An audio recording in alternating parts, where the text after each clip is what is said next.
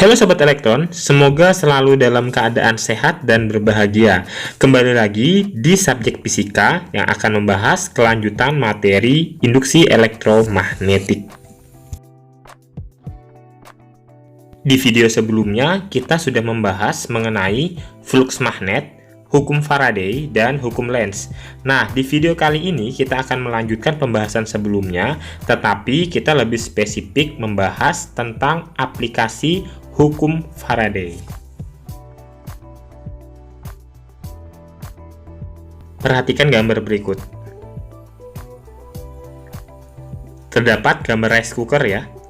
Nah, pernahkah kalian melihat alat elektronik seperti rice cooker ini yang ketika sambungan listriknya itu diputus, tetapi lampu indikatornya tetap menyala walaupun kemudian perlahan-lahan meredup dan akhirnya mati?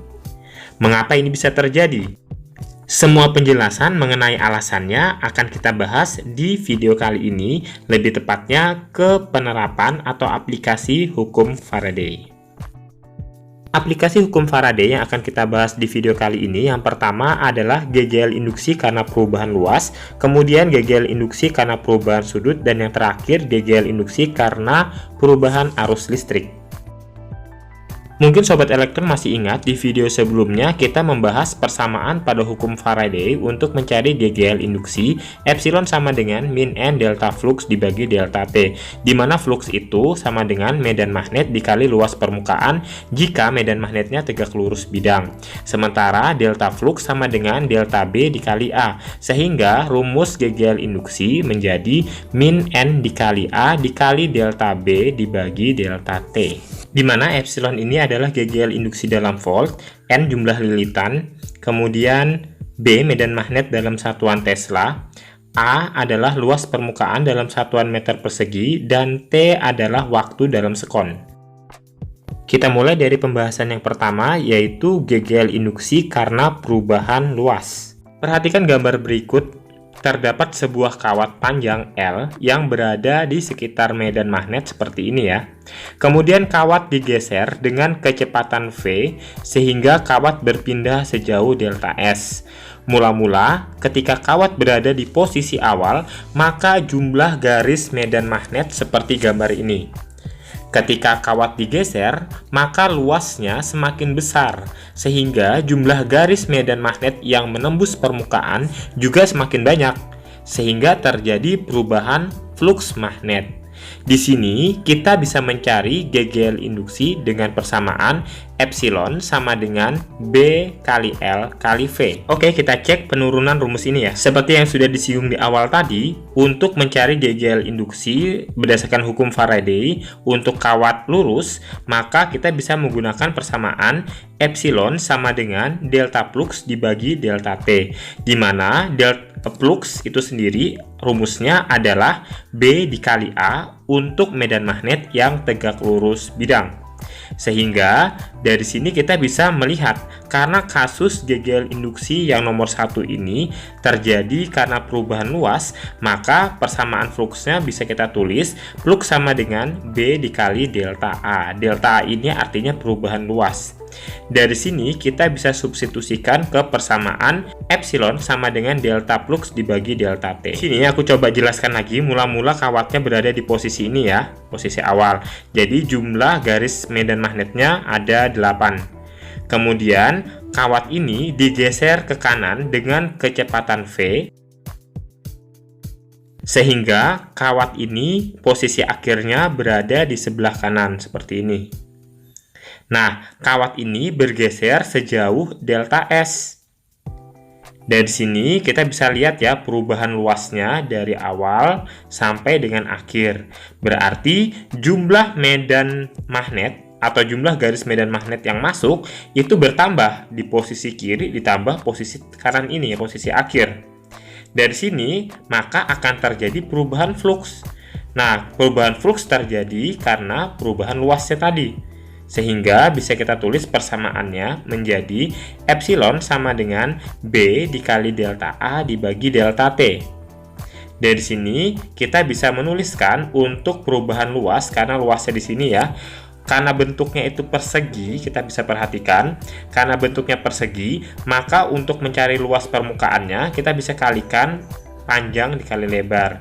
Panjangnya anggap L, lebarnya delta S. Sehingga delta A bisa kita tulis dengan, kita tulis dulu epsilonnya ya, epsilon sama dengan BA, kemudian delta A-nya bisa kita tulis L dikali delta S. Nah, L dikali delta S dibagi delta T. Ingat, delta S dibagi delta T adalah kecepatan V. Sehingga rumus epsilon bisa kita tulis menjadi epsilon sama dengan B dikali L dikali V. Jadi terbukti persamaan di atas itu penurunannya seperti ini ya. Oke, di sini epsilonnya itu sebagai GGL induksi. GGL induksi masih ingat ya, satuannya volt. Kemudian B di sini adalah medan magnet dalam satuan Tesla.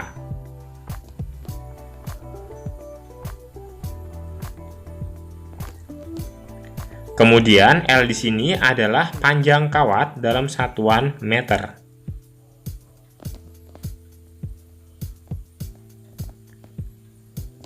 Sementara V adalah kecepatan berpindahnya kawat dalam satuan meter per sekon.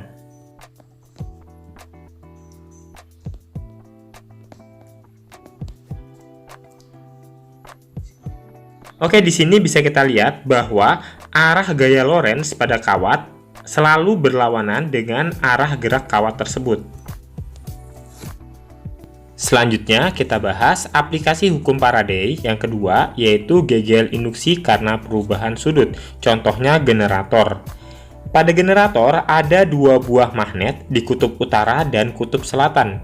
Kemudian di antara dua magnet tersebut terdapat kumparan yang selalu berputar. Nah, ketika ada kumparan di antara medan magnet, maka akan muncul garis-garis medan magnet yang arahnya dari kutub utara ke kutub selatan menembus kumparan ini. Karena kumparan selalu berputar, maka jumlah garis medan magnet yang menembus kumparan akan selalu berubah-ubah. Kita ingat kembali persamaan lux sama dengan BA cos theta. Nah, theta ini sama dengan omega T, sehingga lux sama dengan BA cos omega T. Dari sini kita hubungkan lagi dengan persamaan hukum Faraday, yaitu epsilon sama dengan min N d flux per dt. Dari sini kita bisa menguraikan kembali persamaannya dengan mengganti fluxnya ini dengan persamaan di atas. Jadi GGL sama dengan min N d dari BA cos omega T per dt. Jadi di sini kita menurunkan ya, D ini adalah fungsi diferensial. Jadi diturunkan terhadap fungsi waktu. Nah, kita lihat BA di sini tidak ada unsur T-nya, berarti langsung aja kita keluarkan. Kita tulis epsilon sama dengan min N BA. Seperti ini. Kemudian untuk cos omega T kita turunkan terhadap T. Berarti untuk turunan cos itu min sin. Omega T-nya itu omeganya dikeluarkan, jadi min omega sin omega T. Nah, jadi seperti ini ya. Min kali min plus. Jadi kita bisa tulis kembali. Jadi bisa kita tulis epsilon sama dengan N B A omega kali sin omega T. Jadi ini persamaannya ya.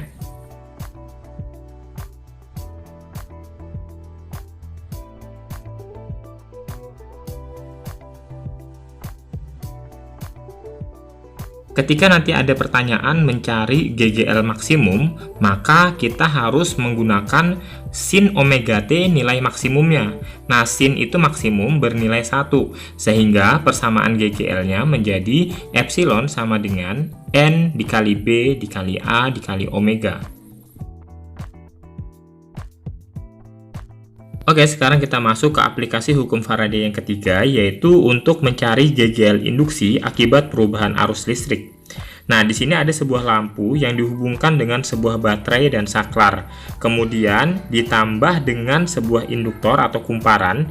Nah, di sini pernahkah kalian melihat alat elektronik yang ketika listriknya diputus, tetapi lampu indikatornya tetap menyala, kemudian perlahan meredup dan mati?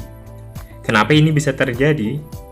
Jadi, pada saat membuka dan menutup saklar, dengan cepat ya, terjadi laju perubahan kuat arus listrik pada kumparan, sehingga pada kumparan terjadi perubahan fluks magnet yang ditimbulkan oleh perubahan arus tersebut. Akibatnya, pada kumparan timbul GGL induksi diri dan lampu tampak menyala walau hanya beberapa saat. Oke, sekarang kita masuk ke contoh soal. Ada suatu rangkaian QRST terletak dalam zona medan magnet dengan kuat medan magnet sebesar 0,5 Weber per meter persegi dan arahnya masuk ke bidang kertas. Bila pada rangkaian tersebut terdapat kawat AB dengan lebar 50 cm dan digeser ke kanan dengan kecepatan 4 meter per sekon, maka berapakah besar GGL dan arahnya? Oke, di sini kita analisis dulu ya. Jadi di sini terdapat medan magnet 0,5 Weber per meter, kemudian lebar kawatnya ini 50 cm, nanti dijadikan meter dulu, kemudian kecepatannya 4 meter per sekon. Oke, kita bisa menggunakan persamaan epsilon sama dengan B kali L kali V untuk menentukan GGL induksinya. Jadi kita tulis dulu, di sini epsilon sama dengan B dikali L dikali V. Kemudian kita analisis lagi gambarnya. Sebelumnya sudah disampaikan bahwa arah gaya Lorentz FL selalu berlawanan dengan arah gerak V. Jadi karena gerak V-nya ke kanan, maka arah gaya Lorentz-nya ke kiri. Kemudian berdasarkan kaidah tangan kanan, arus induksi berarti ke arah atas. Ya. Nah, maka di sini tinggal kita masukin aja angka-angkanya ke dalam persamaan epsilon BLV.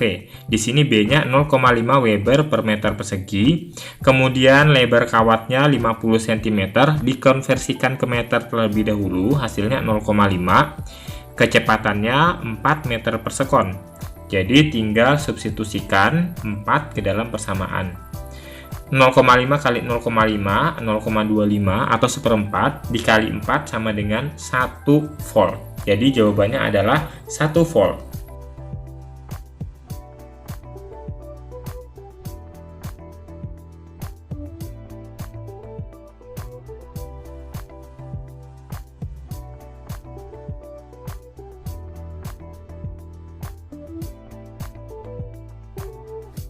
Kemudian arahnya berarti dari B ke A, jadi mengikuti arah arus induksinya.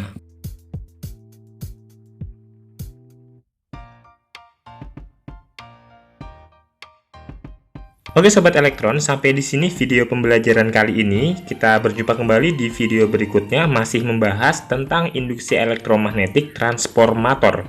Thanks for watching, see you next video.